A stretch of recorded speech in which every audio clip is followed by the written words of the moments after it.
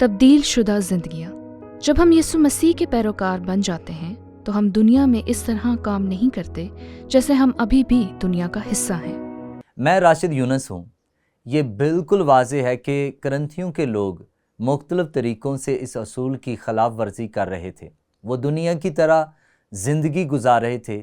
در حقیقت جب پولس نے اپنے خط کا تعارف کرایا تو اس نے کہا کہ جب میں آپ کے ساتھ تھا اور 1.5 سال کے بعد آپ کو چھوڑ کر چلا گیا تو آپ ابھی مسیح میں بچے تھے، آپ ابھی شیرخوار تھے، اور جیسا کہ میں آپ کو لکھ رہا ہوں جو کہ شاید 1.5 سال بعد تھا جب وہ واقعی کلیسیا سے نکل گیا تھا، اس نے کہا تم ابھی بچے ہو۔ دراصل اس نے کہا تم محض انسانوں کی طرح کام کر رہے ہو، اور جب اس نے کہا کہ وہ کیا کہہ رہا ہے، تم ایسے کردار ادا کر رہے ہو جیسے کہ تم ایماندار ہی نہیں جس طریقے سے تم زندگیاں گزار رہے ہو۔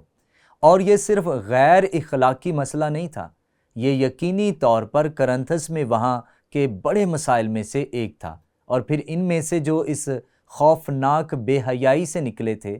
لیکن یہاں ایک اور اہم چیز ہے جو وہ کر رہے تھے، جس سے ظاہر ہوتا ہے کہ وہ ایسے رہ رہے ہیں جیسے وہ اب بھی دنیا کا حصہ ہیں، اور اس کا تعلق اس طرح تھا جس طرح وہ ایماندار کے درمیان مسائل سے نمٹ رہے تھے اور وہ غیر قوم کی عدالتوں میں جا رہے تھے۔ تو پھر پولس اس مسئلے کو حل کرتا ہے، اور آپ تصور کر سکتے ہیں کہ جب وہ کرنتھیوں کی کلیسیا میں ان تمام مسائل سے نمٹ رہا تھا تو وہ محسوس کر رہا تھا، لیکن وہ اس کی جڑ پر وار کرتا ہے، اور اس لیے وہ اسے دوبارہ کرتا ہے۔ وہ کہتا ہے کیا تم میں سے کسی کو یہ جرت ہے کہ جب دوسروں کے ساتھ مقدمہ ہو تو فیصلے کے لیے بے دینوں کے پاس جائے اور مقدسوں کے پاس نہ جائے؟ پس اگر تم میں دنیوی مقدمے ہیں تو کیا ان کو منصف مقرر کرو گے جو کلیسیا میں حقیر سمجھے جاتے ہیں؟ اب میں سمجھتا ہوں کہ ہمیں یہ سمجھنے کی ضرورت ہے کہ رومی دنیا میں ان کا عدالتی نظام بہت نفیس تھا۔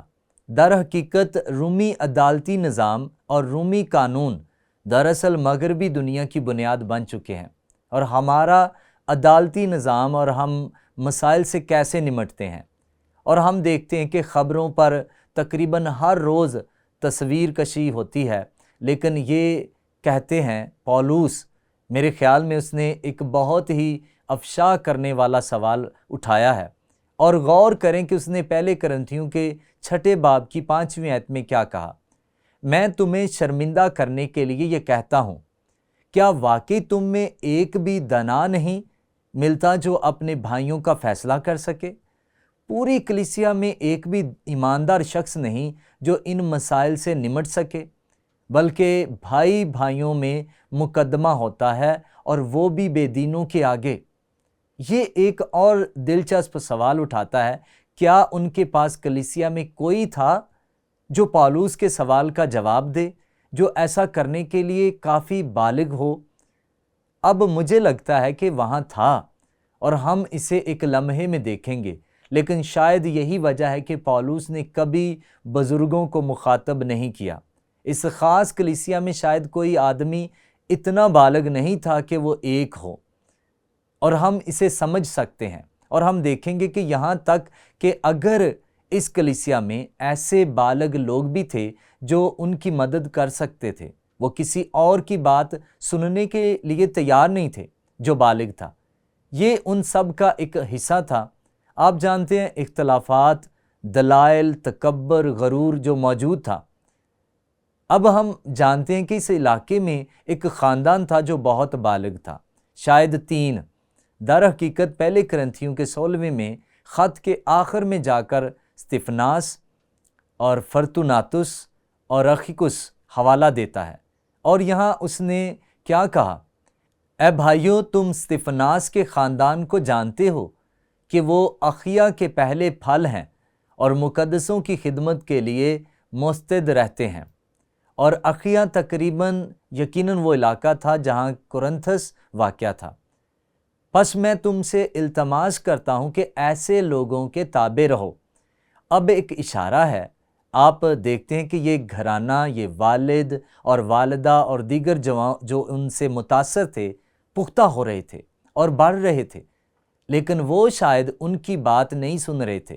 انہوں نے ان سے مشورہ بھی نہیں کیا یا انہوں نے ان کو نظر انداز کیا، کیونکہ وہ کہتا ہے پس میں تم سے التماس کرتا ہوں کہ ایسے لوگوں کے تابع رہو، بلکہ ہر ایک کے جو اس کام اور محنت میں شریک ہے۔ لوگوں کا ایک مرکز تھا جس سے وہ مشورہ کر سکتے تھے، لیکن ظاہر ہے انہوں نے ایسا نہیں کیا۔ ٹھیک ہے، پولس نے آگے کہا، میں استفناس اور فرتوناتس اور اخیکس کے آنے سے خوش ہوا، کیونکہ جو تم سے رہ گیا تھا انہوں نے پورا کر دیا، اور انہوں نے میری اور تمہاری روح کو تازہ کیا، پس ایسوں کو مانو۔ دوسرے لفظوں میں یہ 3 آدمی واضح طور پر وہاں پہنچے جہاں پولس تھا جب اس نے کرنتھیوں کو یہ خط لکھا اور کرنتھس میں موجود اس ہولناک صورتحال کی رپورٹ دی۔ لیکن ہمارے یہاں ایسی صورتحال ہے جہاں وہ غیر قوم عدالتوں کے سامنے جا رہے تھے۔ اب میں صرف یہ کہوں گا کہ ہمیں اس حقیقت کو قابل بنانا ہے کہ کلیسیا سے باہر عدالتی نظام میں جانا ہمیشہ غلط نہیں ہوتا، کیونکہ ہمارے پاس اپنی مخصوص ثقافت کے اندر کوئی انتخاب نہیں ہو سکتا۔ لیکن جو کچھ پولس رسول سکھا رہا ہے اور جو یسوع نے ہمیں سکھایا ہے، یہ ہے کہ ہمیں کلیسیا کے اندر اس طرح کے مسئلے کو حل کرنے کے لیے ہر ممکن کوشش کرنی چاہیے، بالغ قیادت کے ساتھ جو ان لوگوں کی رہنمائی اور ہدایات جاری کر سکے، جو اس مسئلے کو حل کر سکیں، مسئلہ اور معافی کی قیادت۔ اور یہی وجہ ہے کہ یسوع نے کہا، اگر آپ کو کسی بھائی کے خلاف کچھ ہے تو ایک دوسرے کے ساتھ جاؤ۔ اگر آپ متی 18 میں پڑھیں، اگر وہ ایک شخص نہیں سنتا تو 2 یا 3 کو ساتھ لے جائیں۔ اگر وہ نہیں مانتا، نہیں سنتا، تو اسے کلیسیا یا جماعت میں لے جائیں جو بزرگوں کے جسم کا حوالہ دے سکتا ہے۔ اس کا سیدھا مطلب ہے جماعت۔ اسے جماعت میں لے جائیں، کلیسیا میں لے جائیں۔ ویسے یہ لفظ اسرائیل میں سنہیڈرن، صدر عدالت یا بزرگوں کی جماعت کے لیے استعمال کیا گیا تھا۔ ان مسائل کو حل کرنے کے لیے مقامی کلیسیا میں یہ بزرگوں کی جماعت ہو سکتا ہے۔ اسے اس جماعت میں لے جائیں، جو لیڈر ہیں ان کے پاس لے جائیں، اور اگر وہ نہیں مانتے تو آپ کو ان کے ساتھ ایسا سلوک کرنا پڑے گا جیسے وہ واقعی غیر قوم ہے، اور وہاں آپ کو کسی صورتحال میں، کسی خاص صورتحال میں عدالتی نظام کو استعمال کرنا پڑ سکتا ہے۔ لیکن ہمیں جو کرنا ہے وہ یہ ہے کہ کلیسیا کے اندر ان مسائل کو حل کرنے کے لیے ہر ممکن کوشش کرنی ہے۔ مسئلہ گناہ کی وسعت کا تھا جو موجود تھا، اور پولس اس سے نمٹتا ہے، جیسے کہ وہ پہلے کرنتھیوں کے باب نمبر 6 میں آگے بڑھتا ہے۔ مثال کے طور پر 9ویں آیت میں وہ کہتا ہے، کیا تم نہیں جانتے کہ بدکار خدا کی بادشاہی کے وارث نہ ہوں گے؟ فریب نہ کھاؤ، نہ حرام کار خدا کی بادشاہی کے وارث ہوں گے، نہ بت پرست، نہ زنا کار، نہ عیاش، نہ لونڈے باز۔ آپ اپنے حل کے لیے ظالموں کے سامنے جا رہے ہیں، نہ چور، نہ لالچی، نہ شرابی، نہ گالیاں بکنے والے، نہ ظالم، اور بعض تم میں ایسے ہی تھے، مگر تم خداوند یسوع مسیح کے نام سے اور ہمارے خدا کے روح سے دھل گئے اور پاک ہوئے اور راست باز بھی ٹھہرے۔ دوسرے لفظوں میں آپ ان لوگوں کے سامنے حکمت کی تلاش میں اور مشورہ لینے کے لیے جا رہے ہیں، اور آپ ایک دوسرے کی بات نہیں سنیں گے۔ لیکن جہاں تک کرنتھیوں کا تعلق ہے، خوشخبری یہ ہے، اور بعض تم میں ایسے ہی تھے، مسیح میں ان کا یہ مقام تھا، مگر تم خداوند یسوع مسیح کے نام سے اور ہمارے خدا کے روح سے دھل گئے اور پاک ہوئے اور راست باز بھی ٹھہرے۔ اور جس وجہ سے میں اسے مسیح میں ان کا مقام کہتا ہوں وہ یہ ہے کہ جب وہ واقعی مسیح پر اپنا ایمان رکھتے ہیں، خدا نے انہیں ایمان میں پختگی بخشی، لیکن وہ پختہ لوگوں کی طرح زندگی نہیں گزار رہے تھے۔ انہیں پختگی اور ترقی کا تجربہ کرنے اور یسوع مسیح کی طرح بننے کی ضرورت تھی، اور یوں پولس اس مسئلے کو حل کر رہا ہے، اور اس لیے وہ اصول جو آپ دیکھتے ہیں یہاں بہت اہم ہے۔ میں صرف اس اصول کو دوبارہ بیان کرتا ہوں تبدیل شدہ زندگی گزارنا، جب ہم یسوع مسیح کے پیروکار بن جاتے ہیں تو ہم دنیا میں اس طرح کام نہیں کرتے جیسے ہم ابھی بھی دنیا کا حصہ ہیں۔ اب میں آپ کو جواب اور درخواست کے لیے یہ سوال دیتا ہوں، افسیوں کے نام پولس رسول کا خط کرنتھیوں کے درمیان موجود جسمانی ناپختگی کو کیسے مخاطب کرتا ہے؟ فرق کیا تھا؟ ٹھیک ہے، یہ واقعی دلچسپ ہے اور آپ کے ساتھ ایماندار ہونے کے لیے میں یہ حال ہی میں دیکھا اور میں نے کلام کا وہی حوالہ پڑھایا جس طرح سے ہم نے پہلی بار وہ ویڈیو 10 سال پہلے بنائی تھی۔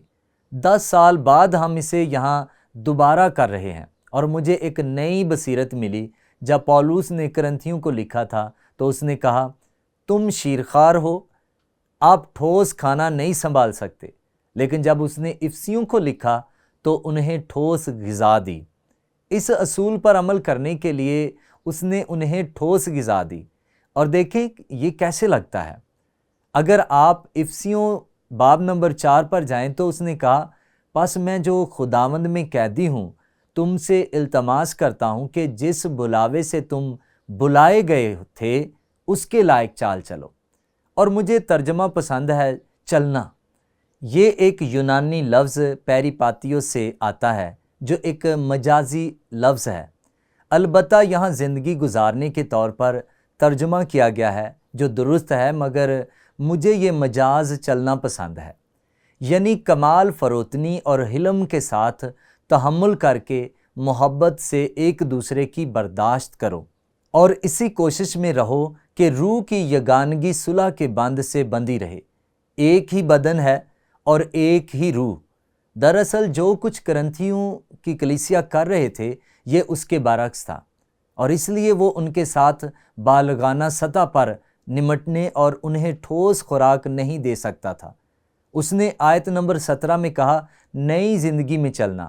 اس لیے میں یہ کہتا ہوں اور خداوند میں جتائے دیتا ہوں کہ جس طرح غیر قومیں اپنے بیہودہ خیالات کے موافق چلتی ہیں، تم آئندہ کو اس طرح نہ چلنا۔ کرنتھیوں کے لوگ بالکل ایسا ہی کر رہے تھے، اس کے برعکس وہ اب بھی اس طرح چل رہے تھے جیسے وہ ایماندار بننے سے پہلے چلتے تھے۔ پولس افسیوں کے باب نمبر 5 میں کہتا ہے، مسیح کی محبت میں چلنا۔ پس عزیز فرزندوں کی طرح خدا کی مانند بنو اور محبت سے چلو جیسے مسیح نے تم سے محبت کی اور ہمارے واسطے اپنے آپ کو خوشبو کی مانند خدا کی نظر کر کے قربان کیا۔ اور پھر فوراً ہی وہ سب سے بنیادی راستے پر صفر کر دیتا ہے جس میں ہم محبت میں چلتے ہیں، اور جیسا کہ مقدسوں کو مناسب ہے تم میں حرام کاری اور کسی طرح کی ناپاکی یا لالچ کا ذکر تک نہ ہو۔ کرنتھیوں کے بالکل برعکس، وہ نہیں سن رہے تھے، وہ اس پیغام کی گہرائی کو سننے کے لیے بھی تیار نہیں تھے۔ ٹھوس کھانا۔ پولس نے ان افسیوں کو روشنی میں چلنے کا کہا اس لیے کہ نور کا پھل ہر طرح کی نیکی اور راست بازی اور سچائی ہے، اور تجربے سے معلوم کرتے رہو کہ خداوند کو کیا پسند ہے۔